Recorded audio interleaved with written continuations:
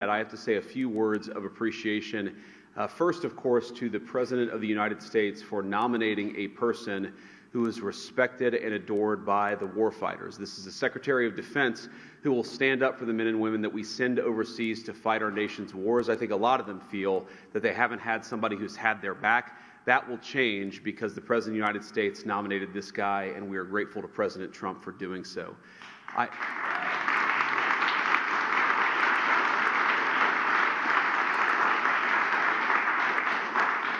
I also want to say thank you to my Senate colleagues. It turns out we couldn't spare one, and all of you did an incredible job.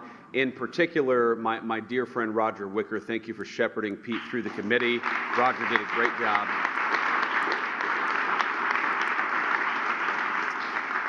And in addition, all of the members of the Senate Armed Services Committee, who I know gave Pete the vetting and the hearing that he deserved, and I'm glad that we all ultimately decided that the President's nominee for Secretary of Defense ought to be our actual Secretary of Defense, and we're here today. I'm going to say one final thing. If you look at what has separated President Trump from so many of the people who came before him, it is the view that, number one, we should be sparing in how we deploy our most precious resource, which is the men and women who are willing to put on the uniform and put their life on the line for this country. We shouldn't send them everywhere, but two, when we do send them anywhere, we ought to empower them with the tools necessary to fight and win quickly and come home afterwards. And that is what sets this administration apart, and that's what Pete Hegseth represents.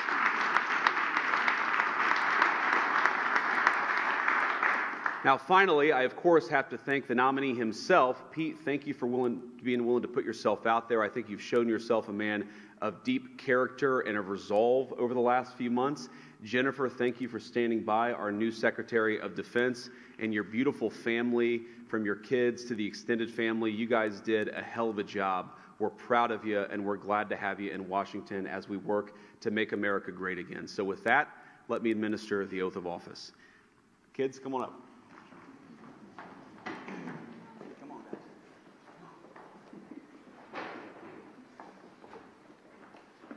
All right, put your hand on the Bible, raise your right hand, and repeat after me.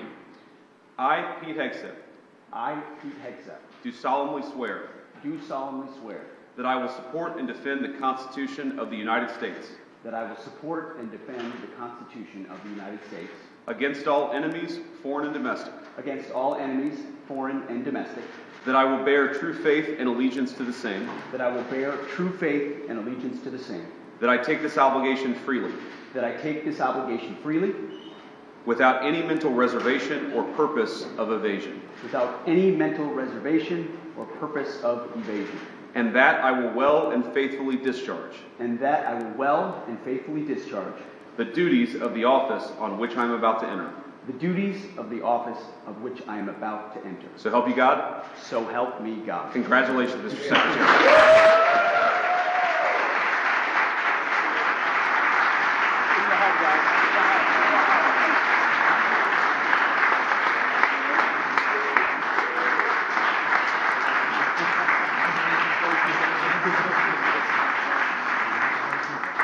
Congratulations. Mr. Secretary, say a few words.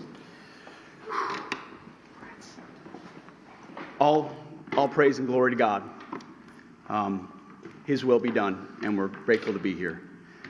And as I said in my hearing, it was Jesus and Jenny. I would not be here without you, sweetheart. Thank you so much. I want to thank the President of the United States, our Commander-in-Chief, Donald Trump. We could not have a better Commander-in-Chief than him. It is the honor of a lifetime, sir, to serve under you. We look forward to having the backs of our troops and having your back in executing peace through strength, in putting America first, and in rebuilding our military. Mr. Vice President, thank you for breaking the tie. It's not the last time, or not the first time the headline reads, Junior Enlisted Marine bails out Junior Army Officer. And, you know, some people were saying, well, 50-50, that's too tight. And Senator Mark Wayne Mullen was nice enough to take my kids up to the gallery to watch the actual moment that the vice president sealed the deal. And they came running in. They said, Dad, instead of being sad about 51 to 50, they said, Dad, you won in overtime.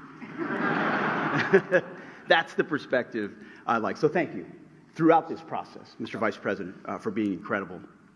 I also want to thank the chairman of the Senate Armed Services Committee. So many members of the Senate Armed Services Committee, we became fast friends in this process. The advice, the consent, the wisdom, the guidance. I look forward to working with all of you and other senators to ensure the Defense Department has what it needs, that our nation has what it needs, and that we're prepared to defend it in all moments.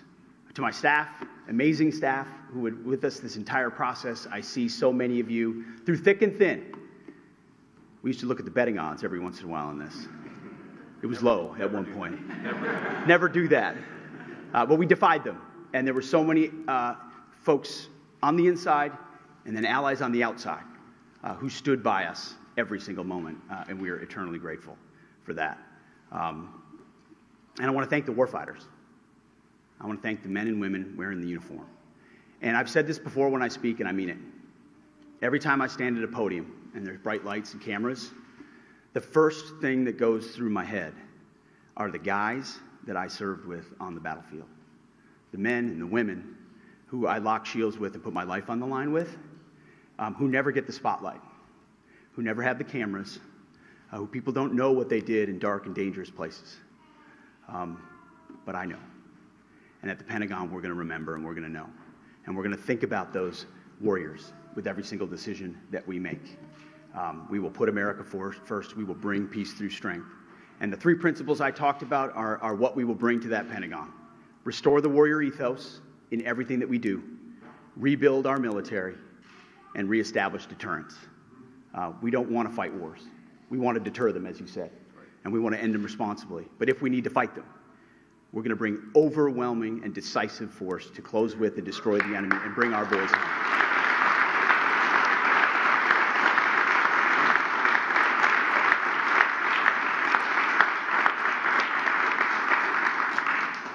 And to my other family that's here as well, who I love, it's the honor of a lifetime. And I would be remiss if I didn't note one person in this room who doesn't expect to be recognized, but Captain Araujo is here. He was my company commander on my first deployment in Guantanamo Bay. He was there on June 3rd, 2003, when I first swore in as a second lieutenant at Princeton University, and he swore me in. And I wanted to make sure he was here today with me as well. Thank you very much, sir.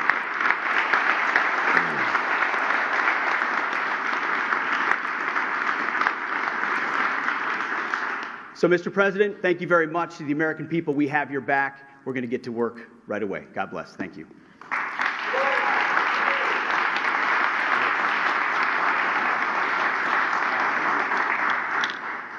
All right, I guess that's it. Any questions? Why should women in the armed service trust you? Guys, let me answer that for the new secretary. All people in our armed services should trust him because he looks out for them and he's going to fight for them. And he's going to make sure that we have the kind of military that we can all be proud in, that we can all be proud of, and that, again, when we send it to do a job, we do it well, we do it quickly, and then we get the hell out. And that's what Secretary Hegseth is going to bring to the Department of Defense. Anything else? Are you worried about any of the nominees coming really close to the line as we saw with Hegseth last night? You know, as I learned with the Buckeyes just a week ago, when you win the championship, you don't give a damn what the score was. We won the championship on this one. We've got a great Secretary of Defense. We're proud of him, and he's going to do a great job. Thank you all. Take care.